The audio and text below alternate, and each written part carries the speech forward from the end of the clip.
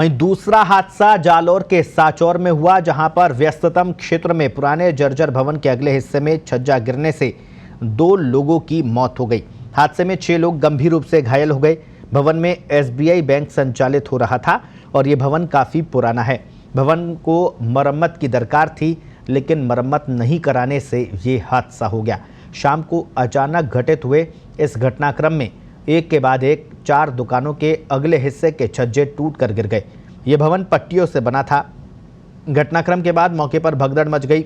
हादसे में विमला और मफाराम की मौत हो गई। इस हादसे में रंजन पुरोहित को पसलियों में चोट आई। एसबीआई बैंक का गार्ड जीवन कुमार भी हादसे में घायल हो गया, जो अस्पताल में भर्ती है। इसके अलावा 2 अन्य को साचौर अस्पताल में भर्ती कराया गया है। साचौर से ये तस्वीरें आप देख रहे हैं, जहां पर एक भवन में, जर्जर भवन में एसबीआई बैंक संचालित है और इस भवन का छज्जा गिरने से 2 लोगों की मौत हो गई। ये एक बड़ी लापरवाही इसे कहा जा सकता है, क्योंकि जिस भवन में ये बैंक संचालित है वो जर्जर अवस्था में था, मरम्मत की दरकार थी। इसके बावजूद भी तमाम जो हालात हैं उसको दरकिनार किया गया, उसको अनदेखा किया गया। लिहाजा उसी का ये लापरवाही का ही नतीजा है कि छज्जा गिरने से 2 लोगों की मौत हो गई।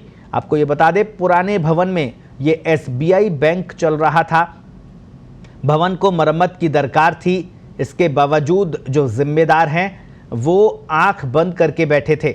ये तस्वीरें भी आप साचौर से देख रहे हैं, जर्जर भवन की, जहां पर 2 लोगों की जान चली गई।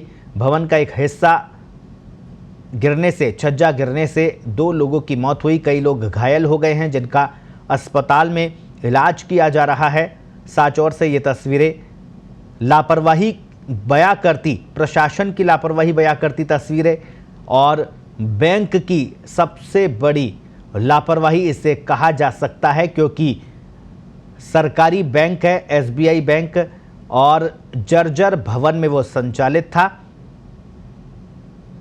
पिछले काफी समय से इस भवन को मरम्मत की दरकार थी, लेकिन बैंक का प्रशासन जो है वो बार बार इसे अनदेखा कर रहा था।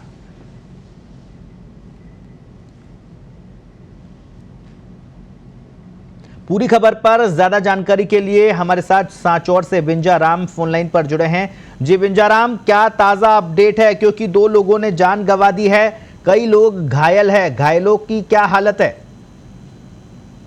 बताना चाहूंगा कि फिलहाल टोटल जो 6 लोग घायल हैं, जिनमें से 2 लोगों की स्थिति कुछ नाजुक है, जिनको गुजरात के लिए रेफर किया गया है। उनको घायलों का अस्पताल जारी है और जिनमें 2 लोगों की मौत हो चुकी है। एक महिला है और एक पुरुष है जो दुकान संचालित कर रहा था। वो जो वही नीचे ही खड़ा था।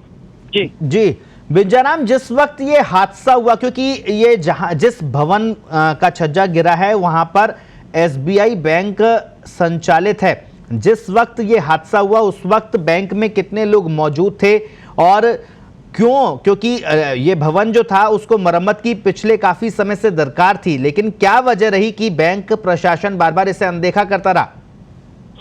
जी बताना चाहूंगा, इसमें सबसे महत्वपूर्ण बात यह है कि जिस भवन में ये बैंक संचालित है, ये करीब 60 साल पुराना भवन है और जर्जर अवस्था में है, जिसको अन्य जगह स्थानांतरित करने को लेकर बीच में स्थानीय बैंक प्रशासन द्वारा सिफारिश भी की गई थी, किंतु बैंक हाईकमान द्वारा उसको अनदेखा किया जा रहा था और बार बार उसको अनदेखा करने की वजह ये रही कि हादसे के अंदर इन लोगों की जान गई।